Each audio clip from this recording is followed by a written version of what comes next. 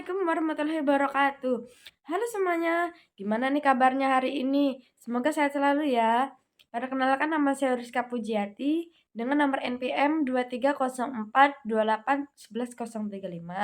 dengan program studi PGSD, Fakultas Keguruan dan Ilmu Pendidikan Universitas Merangin semester 1. Di sini saya akan memenuhi tugas mata kuliah Konsep Dasar IPS 1 dengan dosen pengampu Bapak Yudhistira Ahmad, MPD. Jadi kali ini saya akan membahas materi tentang konsep koperasi, lambang koperasi, ciri-ciri koperasi, tujuan koperasi, dan jenis-jenis koperasi, serta perkembangan koperasi di Indonesia. Di sini saya akan menjelaskan poin yang pertama, yaitu konsep koperasi, lambang koperasi, ciri-ciri koperasi, tujuan koperasi, dan jenis-jenis koperasi. Baiklah, langsung saja kita masuk ke poin yang pertama, yaitu tentang pengertian koperasi. Adalah sebuah model usaha yang beranggotakan sekumpulan orang yang kegiatannya berlandaskan prinsip koperasi, sekaligus sebagai gerakan ekonomi kerakyatan yang berasas kekeluargaan.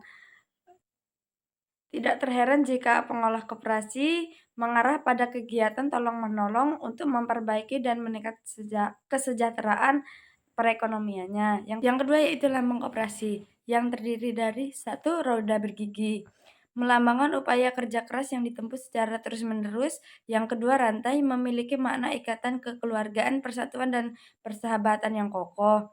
Yang ketiga yaitu padi dan kapas, melambangkan kemakmuran anggota koperasi secara khusus dan rakyat secara khusus, dan rakyat secara umum yang diusahakan oleh koperasi. Yang keempat yaitu timbangan, menggambarkan keadilan sosial bagi seluruh dasar koperasi. Yang kelima yaitu bintang dan perisai yang merupakan dasar dari Pancasila yang berarti landasan atau ideal koperasi. 6. Pohon beringin, menggambarkan simbol kehidupan yang dimiliki sifat kemasyarakatan dan kepribadian Indonesia yang berakal kokoh. Yang ketujuh yaitu Koperasi Indonesia, melambangkan kepribadian Koperasi Indonesia. Yang ke-8 warna merah dan putih, menggambarkan sifat nasional warga Indonesia. Yang ketiga yaitu ciri-ciri koperasi. Yang pertama, keanggotaannya bersifat sukarela. Yang kedua, rapat anggota merupakan keselarasan tertinggi dari koperasi. Yang ketiga, bersifat non-kapitalis. Yang keempat, merupakan perkumpulan orang. Yang kelima, memiliki badan hukum.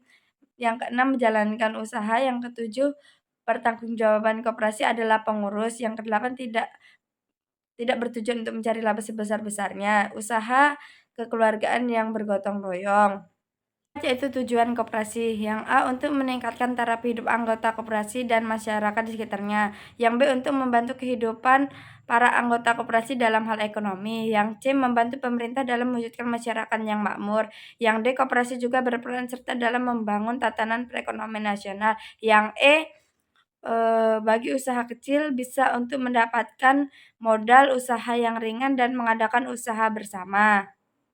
Yang kelima yaitu jenis-jenis koperasi yang terdiri dari yang pertama, koperasi konsumsi didirikan untuk memenuhi kebutuhan sehari-hari para anggotanya. Koperasi jasa, pemberian jasa keuangan dalam bentuk pinjaman kepada para anggotanya. Yang ketiga, koperasi produksi menyediakan bahan baku produksi. Koperasi tingkat luar daerah kerja. Yang pertama yaitu koperasi primer, koperasi yang minimal anggotanya sebanyak 20 orang atau perorangan. Yang kedua, koperasi sekunder terdiri dari gabungan beberapa koperasi serta beberapa cakupan daerah kerja yang luas. Koperasi berdasarkan jenis usahanya. Yang pertama, koperasi simpan pinjam atau disebut juga KSP.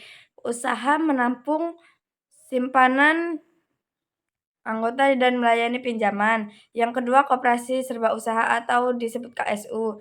Bidang usahanya bermacam-macam, misalnya usaha simpan pinjam, unit pertokoan, unit produksi, dan unit wartel. Yang ketiga, koperasi konsumsi, bidang usahanya menyiapkan kebutuhan sehari-hari. Yang keempat yaitu koperasi produksi yang menyiapkan barang atau menjual barang secara bersama. Koperasi berdasarkan keanggotaannya, satu koperasi unit desa atau KAD, koperasi yang beranggotaan perdesaan. Yang kedua yaitu koperasi pegawai Republik Indonesia atau KPRI yang beranggotakan para pegawai negeri. Yang ketiga yaitu koperasi sekolah menyediakan buku pelajaran sekolah. Nah, di sini saya akan menjelaskan poin yang kedua, yaitu serta perkembangan koperasi dalam bisnis di Indonesia. Laporan Badan Pusat Statistik (BPS) menunjukkan jumlah koperasi di Indonesia kembali meningkat semenjak pandemi COVID-19. Jumlah koperasi di Indonesia mencapai 127.846 unit pada 2021. Jumlahnya naik menjadi 64% dibandingkan sebelumnya. Pada tahun 2020, jumlah koperasi di Indonesia mencapai 127.124 unit.